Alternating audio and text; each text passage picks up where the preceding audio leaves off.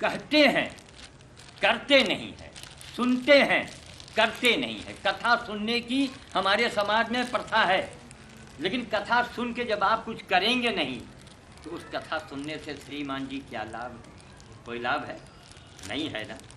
लेकिन हमारे इस अंधे समाज में कबीर साहब ने आज हमारे ख्याल से 600-700 साल हुआ होगा, सिंह साहब कितनी बड़ी बात कह गए और फिर भी लोगों को समझ में नहीं आई। आज जातवाद धर्मवाद के ऊपर मेरा देश चल रहा है। हम लकीर के फकीर बने। हम जो भी कार्य करते हैं हमको ये सोचना चाहिए कि इसका फल या प्रतिफल सामने क्या आता है, रिजल्ट इसका क्या आता है। आज गीता में जो गीता के ज्ञान में जो बातें लिखी गई हैं, आज उसके वक्त के साथ साथ माने उसके बदल गए। जैसे कि मिसाल के तौर पर मैं भौरसपुर से बंदर भोज करके आ रहा था, कभी कभी बस से जाना होता है, तो रिक्शे पर मैं बैठा बस स्टेशन, और जब घर आया तो ग्रामीण बैंक के मैनेजर भी रहे साथ में, बीके त्रिवेदी। तो हमने उनको हंसाने के लिए रिक्शे वाले से मैंने कहा कि देखो गीता में तो यही लिखा हुआ है और कुछ तो रंग रूप से भाई कुछ तो बाबा लगते ही हैं, तो बाबा जी का ये कहना है गीता में ये लिखा है, बाबा लोग यही तो बताते हैं। मैं कहता हूँ बाबा लोग गीता और रामायण से अलग हट के बतावें और सोचें, लेकिन पहले उसके स्वयं करके दिखावें, स्वयं चलें, है ना। वो जमाने चले गए। हम जो स्वयं से नहीं कर सकते जिस कार्य को, हम कैसे उम्मीद करें कि मेरे कहने से आप लोग करेंगे, है ना। क्या एक बात बहन जी, जो काम हम स्वयं नहीं कर सकते हम आपसे कैसे उम्मीद करें कि हमने भाषण दिया तो एक परंपरा बन गई है, भाषण सुनो प्रसाद लो घर को जाओ, करना धरना कुछ नहीं। तो रोटी की कथा सुनने से रोटी पेट नहीं भरता, मैंने अखबार में भी दिया था।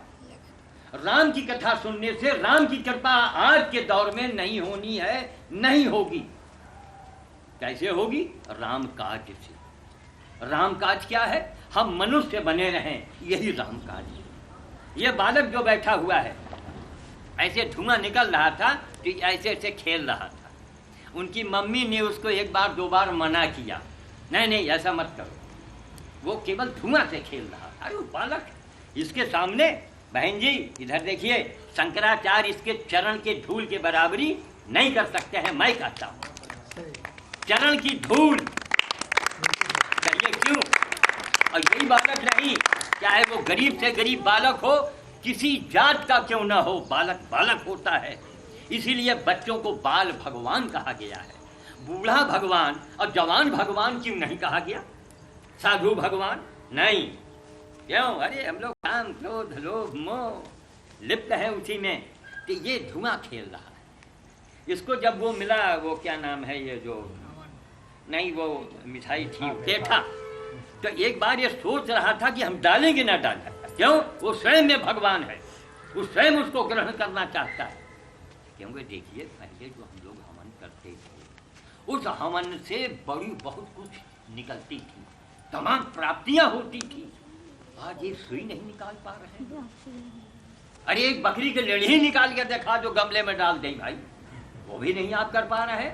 तो जिस डॉक्टर की दवा से कोई फायदा नहीं होना है, क्या उस डॉक्टर के पास आप जाएंगे?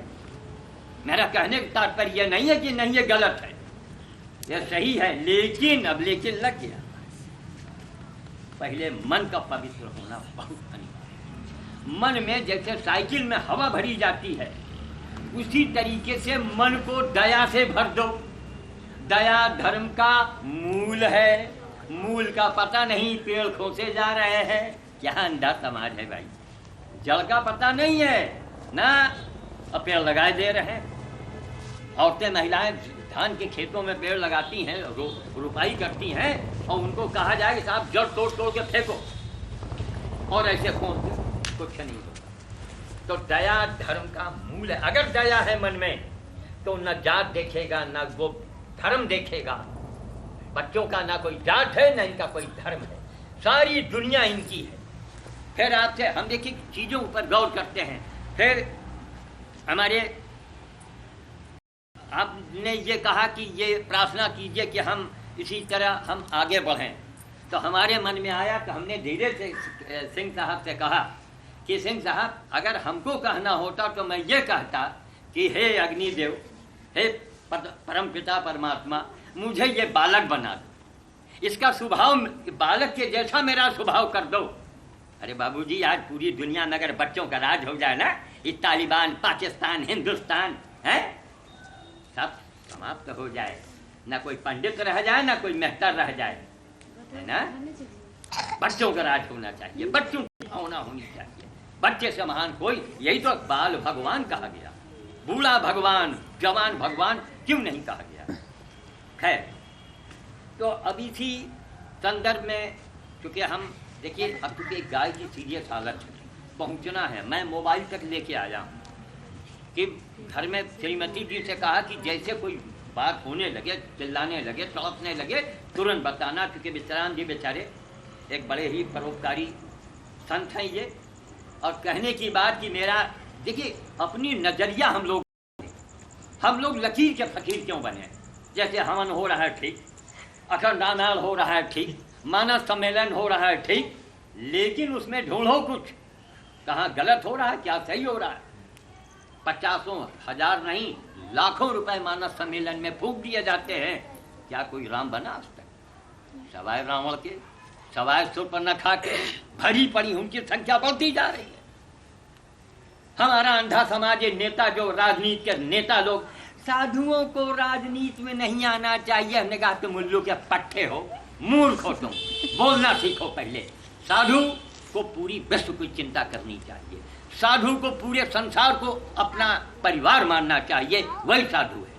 हमसे लोगों ने अक्सर एक से एक मिलते हैं मूर्खानंद, किताबी कीड़े, हम किताब को महत्व नहीं देते। गीता में ये लिखा, रामायण में लिखा, तुम्हारे मन में क्या लिखा है पहले ये बताओ, तुमने किया क्या है पहले ये बताओ।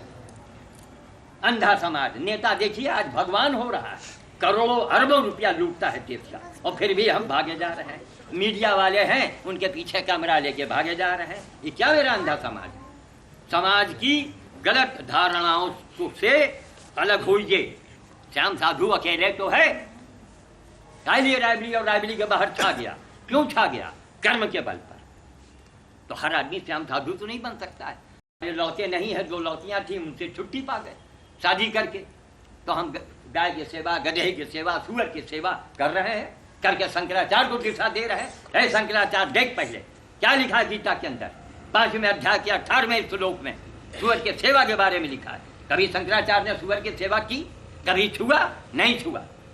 वही आडंबर, वही हवन, वही पूजा, वही मंदिर। कौन मंदिर, कौन भगवान? पहले मन को मंदिर की योग्य बनाओ। अगर मन शुद्ध है तब आप मंदिर जाइए, हवन कीजिए, पूजा कीजिए, मंदिर जाइए, मस्जिद जाइए। अगर मन में दया नहीं है तो आप मनुष्य नहीं है। दया मनुष्य की एक पहचान है। अगर दया नहीं है तो आप मनुष्य ही नहीं। पहले मनुष्य तो बनो। जो मार मार मार सब पूजा करे दे रहे हैं आज के, जहाँ देखिए मंदिर बनता है। अरे कौन मंदिर? पहले मन को मंदिर बनाओ। हाहाकार, बाल हत्या, दहेज हत्या, बाप रे बाप। कहीं भी आप आज तक हमको कोई नहीं दिखा कि किसने तिरस्कार किया हो कि इस शादी में दहेज लिया गया है, हम इस बारात में नहीं जाएंगे ना, चले जा रहे हैं। पंडित जी हमारी बिरादरी के हैं जजमान हैं, दक्षिणा उनका दे दो गदगद, पर मरे चाहे कन्या दक्षिणा से का। ये मेरा अंधा समाज है। कोई पंडित, कोई चमार नहीं, मनुष्य केवल बन जाओ। मानवता के अंदर ही सारे देवता रहते हैं। मानवता से बाहर कोई देवता, खुदा, अल्लाह नहीं रहता। मानवता पैदा होना चाहिए हमारे समाज में। इसका प्रचार प्रसार होना चाहिए, पर्चे बटने चाहिए, इसके ऊपर भाषण होना चाहिए। मानस सम्मेलन में श्याम साधु को नहीं बुलाते, ना ना ना ना। क्यों? वो तो वो जाते ही कहेगा कि साहब राम राम करने से राम नहीं मिलेंगे। अब बताइए, राम के मंच पर और राम का विरोध। लेकिन अंधा समाज। कबीर साहब को हमने इतना बड़ा गुरु क्यों माना? पूरी दुनिया को तमाचा मार के गया है अकेला। यह है पूरी दुनिया। आज कबीर के ऊपर अगर विचारधारा पर लोग चलने लगे महाराज तो स्वर्ग हो जाए, लेकिन कुछ नहीं ना। वही लकीर के फकीर, वही आडंबर चल रहा है। तो अब क्या कहा, एक अकेला चना भरता नहीं फोड़ सकता है। लेकिन जो हमारे में क्षमता, हम तो लोगों से कहते हैं कि आप उतने ही बोलिए पहले खुद कीजिए, स्वयं से करें। कभी हम पानी को छुआ नहीं और लोगों को गंगा में कुदाए दे रहे हैं। कि आप लोगों ने किस्सा सुना होगा कि एक महात्मा जी थे, तमाम नौजवानों की लगवा रहा था, क्या रहा उसके मन में, जो भी रहा हो। तो उसमें एक बूढ़ा आदमी था, उसने कहा ये तो पूरे गांव के नौजवानों को ये फांसी में लटकवा देगा। कोई महात्मा जी थे, मोटा मोटी आप लोगों ने शायद सुना होगा कि लोगों से ये कहा करते थे, बेटा फला मुहूर्त में सूली पर लटक जाने से सीधे स्वर्ग मिलता है। जैसे तालिबान में मियाँ लोग प्रचार कर रहे हैं कि जितने हिंदू का कत्लेआम करो तुमको जन्नत मिलेगी, और जन्नत के लिए हिंदुस्तान में आकर के मानव बम बन के आते हैं, अपने आप उड़ा रहे हैं। ये है मेरा अंधा समाज। तो महात्मा जी तमाम लोगों को फांसी में लटकवा दे रहे थे। तो लोगों ने सलाह किया और सलाह करके उन्होंने कहा, महाराज तमाम लोगों को आपने गंगा जी में कुटवा दिया आधी रात में, अमावस्या की रात में और काहे में। महाराज एक मुहूर्त ऐसा पंडित जी ने बताया है कि गुरु आगे आगे और सारे चेले आपके पीछे पीछे। अब गुरु जी के हाथ पैर फूला और लेकर रास्ता सब लड़कों ने, जो बुजुर्ग रहे, कहेंगे पकड़ लो साले महात्मा को, पकड़ बांध दो उसको। और महात्मा जी के रास्ता लगा के 6 जवान इधर और 6 जवान इधर मारे कस के रास्ता। तो महात्मा जी के गर्दन हो गई जैसे सींग, समझ गए। आज उसकी मांग, आज उसकी जरूरत है। क्या समाज में जात है विराट? कौन जात? बारात में आप खाते हैं, होटल में खाते हैं, फिर भी आप जातवाद की बात करते हैं। किसी को हमने सुअर उठाते हैं, अरे हम ऐका न छुआ, रिक्शे वाले हम ऐका महाराज न छुआ। सोचिए ये जो आपका ये फोटो ले रहा है, इसका होटल है बरगद चौराहे पर, छोटा सा होटल है। तो एक तरीके से उसको रिक्शा छाप मान लीजिए, ट्रक वाले रिक्शे वाले खाते हैं। सबका जूठन नित्य रोज बिना नागा 2 डिब्बों में भर के मैं लाता हूँ, ये देता है फ्री में। कि महाराज आप इतना महान कार्य कर रहे हैं, आप इसको ले जाइए। अब हमारी श्रीमती जी हमारा कपड़ा देखिए, हम उनको भी नहीं समझा पाए। बड़े समाज, अरे तुमका शर्मो नहीं लागा थी, क्या कर रहे हो? अरे बाप रे दैया, अरे ब्राह्मण घर में तुम ब्राह्मण है, सोचिए आप। लेकिन हमने उसकी बातों का परवाह नहीं किया। अगर अर्जुन परवाह करता तो अर्जुन न बन पाता। अर्जुन को केवल एक लक्ष्य दिखाई पड़ता। तो आज हमको एक अपना लक्ष्य दिखाई पड़ता है कि सेवा, मानवता की बात करो, ना कोई जात की बात, ना धर्म की बात। पहले मानो राम राम अल्लाह बोलो, राम बोलो, श्याम बोलो। कोई किसी मुंह में ताला थोड़े लगाया है, लेकिन राम काज करो। राम काज से ही सब संभव है। राम काज क्या है? मन में दया। हर बालक को अपना बालक, दहेज वाले यानी हर जगह आप जो अमानवीय कार्य है उससे आप दूर खड़े रहिए, उससे दूर रहिए, उससे दूर नहीं रहिए। उसी में है एक आडंबर परंपरा है। कौन संप्रदाय के हैं, कौन संप्रदाय? हमने कहा भैया हम तो मानव संप्रदाय के हैं, मानवता ही मेरी पूजा, मानवता में ही सारे देवता रहते हैं। अगर मानवता के बाहर कोई अल्लाह खुदा देवता बाहर रहता हो, हमको बता दीजिए, हम उसको देखना है। अब थोड़ा आप लोगों को भी समय है, हम तो आपसे ज़्यादा जल्दी में है, लेकिन अब इसलिए कि हमने तो अपना कर्तव्य पूरा किया, भगवान के यहाँ हमारी पूरी एंट्री हो गई है ना, हमने अपने कर्तव्य का पालन किया। इस वक्त हमारी भगवान भी मदद कर देंगे। उस गाय को अगर कुछ होना होगा तो 10 मिनट के बाद होगा। तो इनके बारे में, विश्राम जी के बारे में सिर्फ एक ही बात कहना है कि देखिए आज मेरा समाज साइन बोर्ड देखता है ना, साइन बोर्ड की पूजा होती है। रामदेव जब हम विश्राम मिल करके इस प्राकृतिक योग में हमने जब कदम रखा था तो बाबा रामदेव इतने बड़े रहे होंगे, इतने से ज्यादा नहीं, लेकिन उसने कुछ शोध कार्य किया, मेहनत भी किया, तपस्या भी की और बड़े लोगों का संगत मिला, बैनर मिला। आज वो अरबपति आदमी हुआ और विश्राम जी जहाँ के तहाँ रह गए। लेकिन हम ये कहते हैं कि आप लोग साईं बाबा, आज के समय में साईं बाबा के सीरियल देखिए, खाना न मिले मत खाइए, लेकिन साईं बाबा के सीरियल देख लीजिए, 6 महीने के अंदर आपके अंदर कोई परिवर्तन आ जाएगा, ये मैं दावा करता हूँ।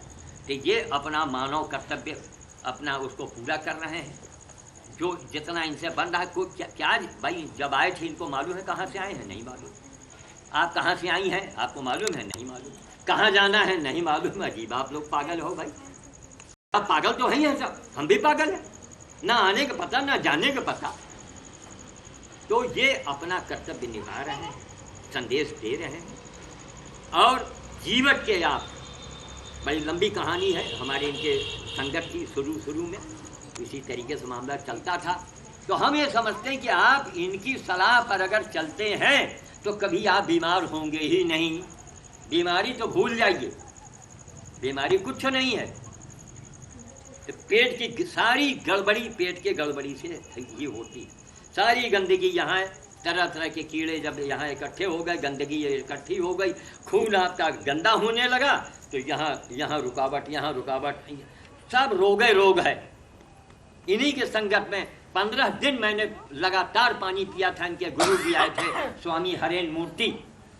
तो उन्होंने कहा कि आपको सारे स्कूलों में चल के न्यूली क्रिया करके घुमानी है। और न्यूली क्रिया हमारा बहन जी शायद 3 या 4 दिन में ही हमारा सिद्ध हो गया। उनको बड़ा आश्चर्य हुआ, अरे कहीं हमको तो सालों लग गए इसके सीखने में, आपने किया। हमने कहा प्रभु की कृपा है, हम क्या जाने। तो कहें महाराज ये न्यूली आपको सारे विद्यालयों में घुमाना। अब बताइए दिन भर का उनका प्रोग्राम। तो मैं सारा दिन केवल पानी पी के रहता था। तो उन्होंने मेरा नाम क्या रखा था, अब विश्राम जी बताएंगे। पानी पीने वाला भूत मेरा नाम उन्होंने रखा। हमने कहा महाराज 2 लाइन आप लिख के भेज दे दीजिए कि यादगार रहेगी। स्वामी हरेन मूर्ति का लिखा हुआ प्रमाण पत्र मेरे पास रखा हुआ है। उन्होंने लिखा है कि जिस कार्य को मैंने वर्षों में सीखा, उसका असाधारण क्रिया को हमारे उस समय हम श्याम साधु भी नहीं थे। उस समय क्या नाम था, रामानंद क्या नाम लोग रखे हुए थे। तो उन्होंने हाँ के मिश्र उर्फ रामानंद जी ने उस कार्य को सहज रूप से कर दिखाया है। ये इनकी महानता है। ये एक प्रमाण पत्र आज भी रखा हुआ। तो कहने का मतलब है कि देखिए 24 घंटा दिमाग में एक चीज रखिए, सेवा, परोपकार। और याद रखिए बहन जी आप लोग, तकदीर को अगर पालिश करनी है तो माला, अंगूठी जो टीवी में दिखाते हैं, ये यंत्र खरीदिए, वो यंत्र मंगाइए। किसी ने आज तक उनसे मोबाइल से पूछा कि महाराज ये सारे यंत्र आप अपने पूरे परिवार को पहना दो और मनमोहन को ढकेल के बैठ जाओ उनकी कुर्सी से, भगा दिए जाओगे तुम उसके मनमोहन प्रधानमंत्री के, तुम चपरासी के योग्य भी नहीं हो।